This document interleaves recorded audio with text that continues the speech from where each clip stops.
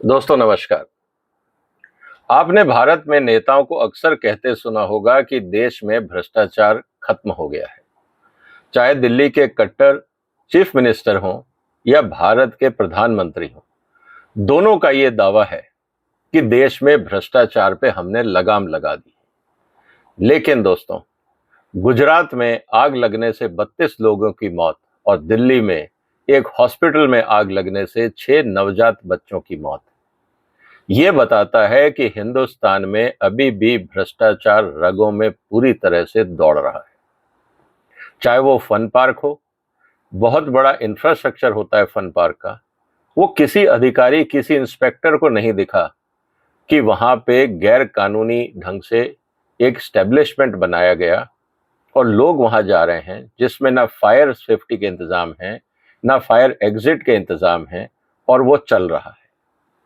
हम क्या ये कहना चाहते हैं कि वहां के जिलाधिकारी, वहां के मजिस्ट्रेट, वहां के इंस्पेक्टर्स सब के सब की आंखों पे पट्टी बंधी हुई है और किसी को दिखाई नहीं दे रहा कि सब गलत हो रहा है।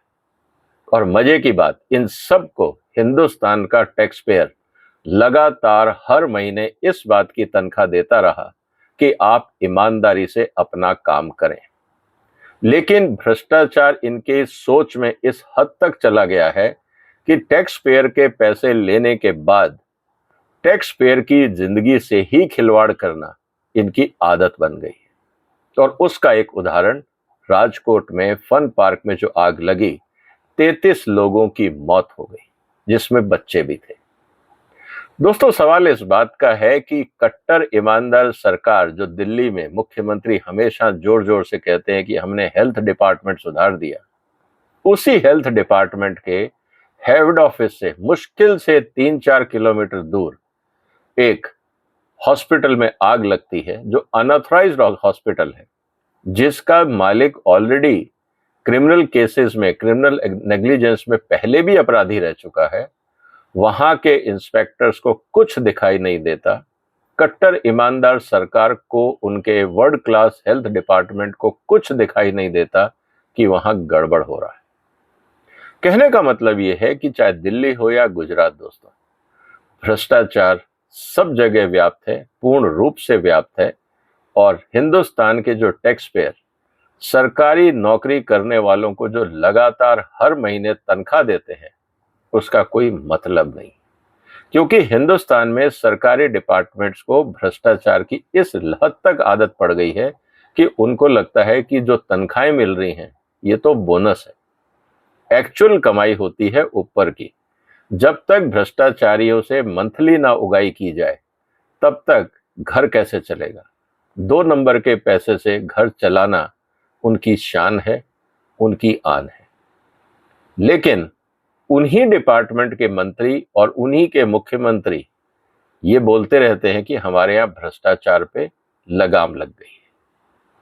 दोस्तों, मुद्दा गंभीर है, आज हम इसकी चर्चा करें। इसीलिए आप इस वीडियो को शेयर कर लीजिए, इस चैनल को सब्सक्राइब कर लीजिए, क्योंकि इस तरह की घटनाएं बहुत गंभीर हैं। और इसमें प्रॉब्लम यह है कि आप और हम जब तक शोर नहीं मचाएंगे, आवाज नहीं उठाएंगे, तब तक सरकारें सोती रहेंगी।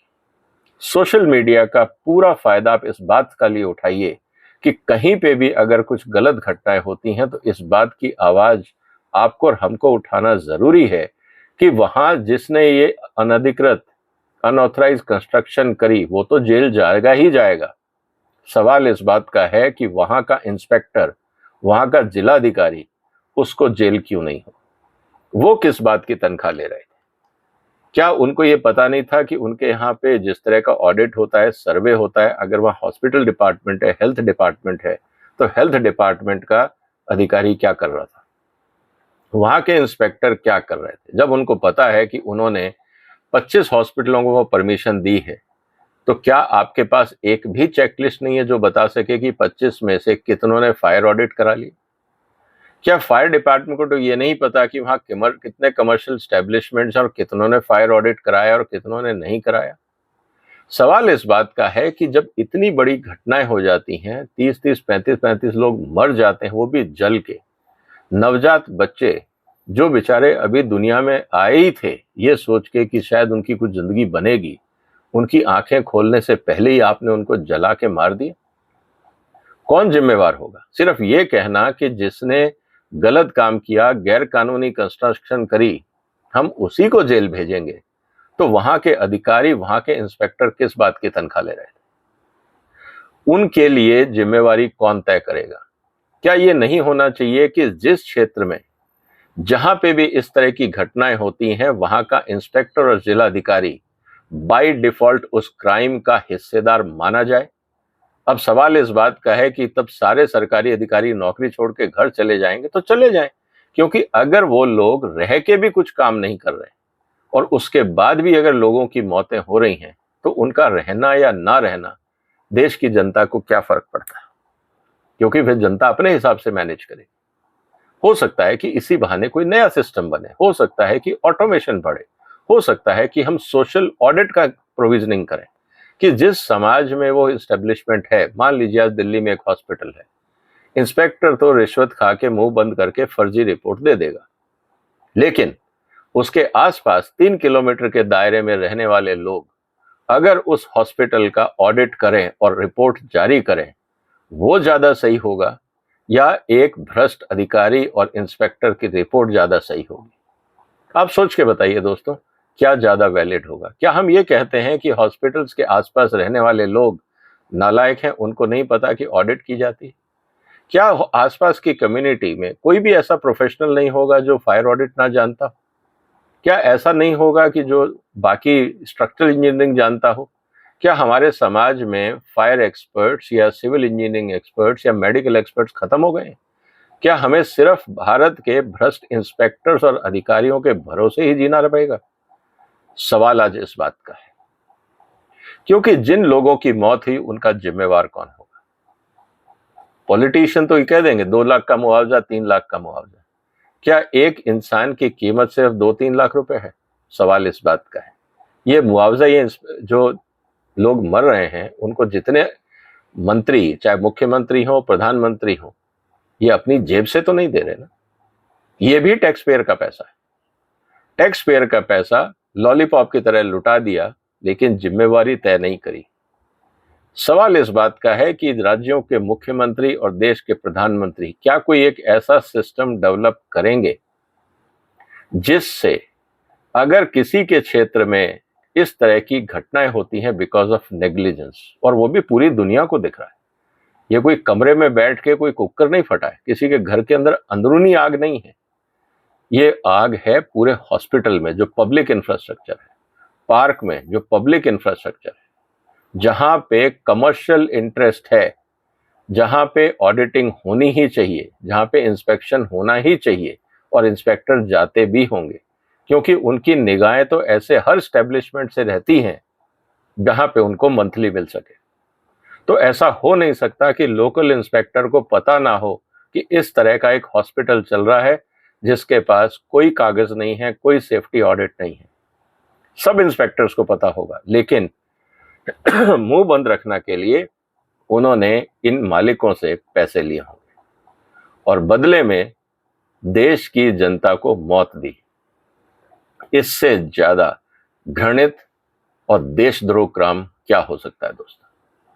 सवाल इस बात का है कि क्या मोदी साहब और राज्य सरकारें कोई ऐसा कानून बनाएंगी जिसमें अधिकारियों की, जिनके जिम्मेवारी है सेफ्टी ऑडिट, फायर सेफ्टी, आपको पूछने की क्या जरूरत है?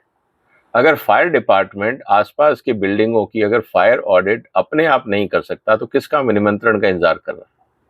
क्या उसका काम नहीं है ये देखना कि उनके आसपास के क्षेत्रों में फायर ऑडिट हो?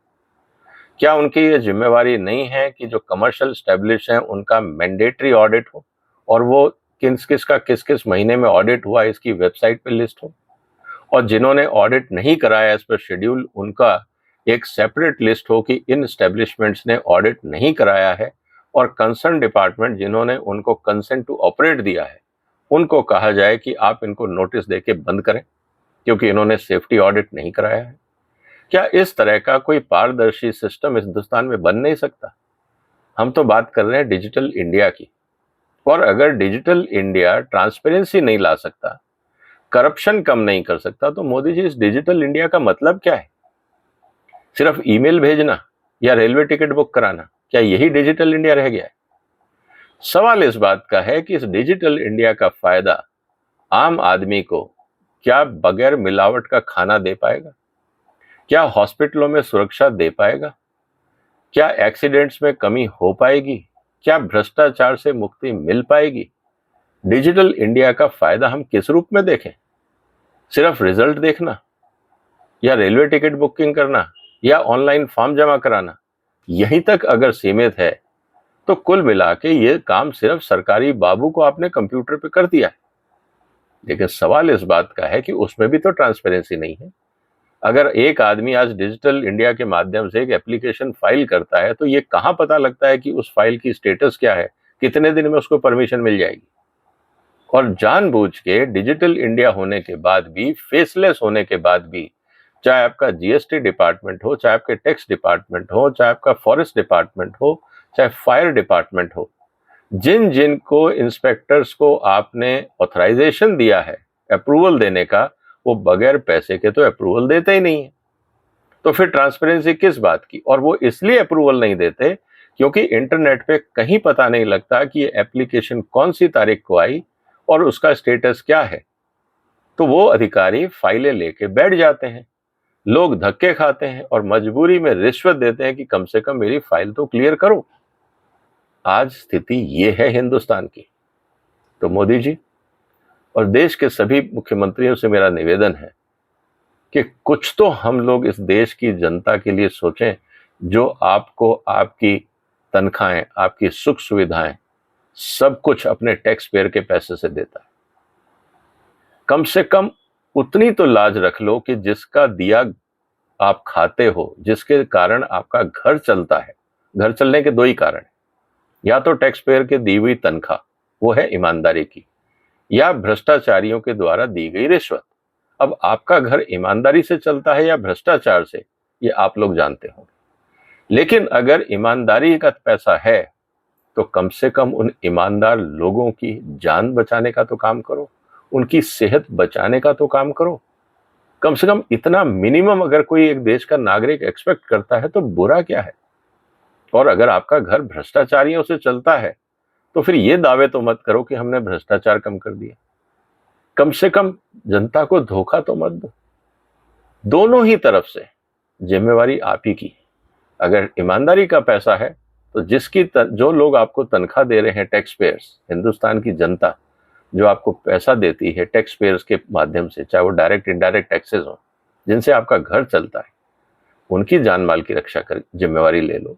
और अगर भ्रष्टाचारियों से चलता है तो फिर ये ढोंग बंद करो कि हम ईमानदार हैं। तो दोनों ही तरीके से कार्रवाई आप ही को करनी है। दोस्तों, आपका क्या सोचना है? क्या आने वाले समय में जब मोदी साहब तीसरी सरकार अपनी बनाएंगे, क्या हिंदुस्तान में भ्रष्टाचार पे रोक लगेगी? क्या मोदी जी कोई ऐसा सिस्टम बनाएंगे जिसमें आम आदमी को ये पता लगे कि उसके आसपास कौन कौन भ्रष्टाचारी डिपार्टमेंट है और वहां क्या हो रहा है?